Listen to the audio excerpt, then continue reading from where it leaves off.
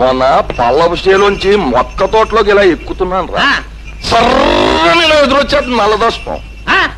ఏటా అని అలా నిలబడ్డాను. అది నిలబడి పడగెత్తింది. దాన్ని నేను చూశాను, అది నన్ను చూసింది.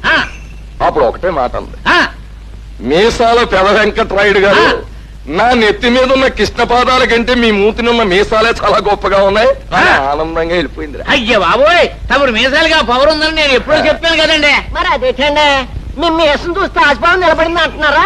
మీరు రోడ్డు అంటే వెళ్తుంటే ఒకరు నిలబడరేటండి. అది వాళ్ళ కర్మ, మనం ఏం చేయలేం. ఆ బెమ్మన్ గారు రోడ్డు అంటే వెళ్తుంటే టపిమని లేచి నిలబడతారండి. నేను నిలబడను. అంటే మరి ఆయన కళ్ళు చేస్తానండి. నేను భయపడను. రాయుడు, నమస్కారం బ్రహ్మన్న గారు. మన గ్రామంలోకి నేరస్తుడు ప్రవేశించాడని, ఆ నేరస్తుడికి మన గ్రామస్తులే ఆశ్రయం ఇచ్చారని నింద వేశారు. అదే వాస్తవమైతే క్షమించరాని నేరమని మీ బంధువులకు, సంబంధితులకు, ఆశ్రితులకు తెలియజేయండి. మొన్న